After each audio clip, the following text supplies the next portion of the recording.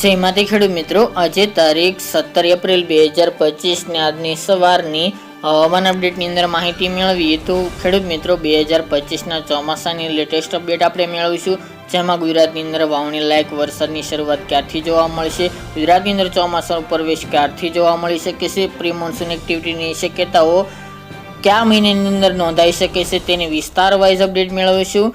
ચેનલમાં નવા હોય તો ચેનલને સબસ્ક્રાઇબ કરી નાખજો અને વિડીયોને લાઈક આપીને તમામ ખેડૂત ભાઈને શેર કરી દેજો। ખાસ તો મિત્રો IMD એટલે કે ભારતીય હવામાન વિભાગે 2025ના ચોમાસાને લઈને આગોતરું પૂર્વાનુમાન જાહેર કર્યું છે। તેના મત પ્રમાણે 105% આ વર્ષે 2025નું ચોમાસું જોવા મળે તેવી સંભાવના રહેલી છે। એકંદરે સારું ચોમાસું સામાન્ય રહી શકે તેવું પણ અનુમાન રહેલું છે। ગુજરાતની અંદર નોર્મલ કે તેનાથી વધુ વરસાદની શક્યતા IMDએ જાહેર કરી છે। જ્યારે મિત્રો આપણા અનુમાન પ્રમાણે વાત કરવામાં આવે તો ગુજરાતની અંદર આ વર્ષે સામાન્ય ચોમાસું જોવા મળશે, એટલે કે વધુ પણ નહીં અને ઓછું પણ નહીં, મીડિયમ કક્ષાનું એટલે કે પાક માટે ઉપયોગી ચોમાસું હોય તેવા વરસાદો નોંધાય 2025માં તેવી સંભાવના રહેલી છે। તે ઉપરાંત મિત્રો આ વર્ષે થોડું ચોમાસું લેટ પણ પહોંચે તેવી પણ શક્યતાઓ દેખાઈ રહી છે।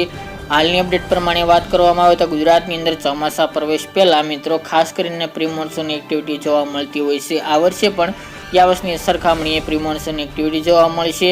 આ વર્ષે પણ મે અને જૂન મહિના દરમિયાન પ્રી મોન્સૂન એક્ટિવિટી થવાની સંભાવના દેખાઈ રહી છે।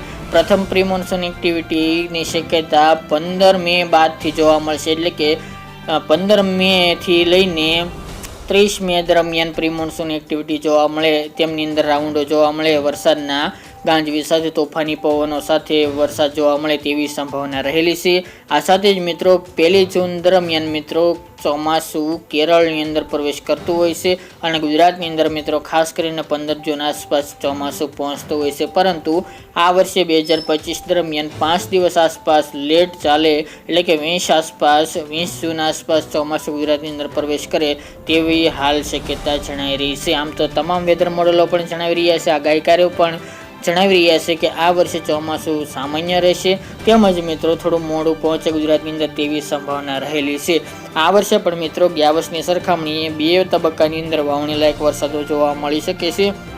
પ્રથમ જે ચોમાસાના વાવણી લાયક વરસાદો હોય તે અમુક વિસ્તારની અંદર સારા જોવા મળશે, અમુક વિસ્તારની અંદર મીડિયમ જોવા મળે, એટલે કે એકંદરે વાવણી પણ સારી જોવા મળે તેવું અનુમાન દેખાઈ રહ્યું છે। ખાસ કરીને સૌથી પહેલા વાવણી સૌરાષ્ટ્ર અને દક્ષિણ ગુજરાતની અંદર પ્રવેશ ચોમાસું કરે એટલે ત્યાં જ પણ જોવા મળશે વાવણી લાયક વરસાદ। તે સિવાય કચ્છના ભાગોની અંદર પણ વાવણી લાયક વરસાદ જૂન મહિના દરમિયાન પણ જોવા મળી શકે છે। તે સિવાય મિત્રો અમદાવાદ, ગાંધીનગર, મધ્ય પૂર્વના ભાગો, અરવલ્લી, સાબરકાંઠા, ઉત્તર ગુજરાતની વાત કરીએ અને કચ્છના અન્ય વિસ્તારની અંદર વાગડ જેવા ભાગોની અંદર પણ ખાસ કરીને જૂન મહિનાના એન્ડમાં વાવણી લાયક વરસાદો નોંધાય તેવી સંભાવના રહેલી છે।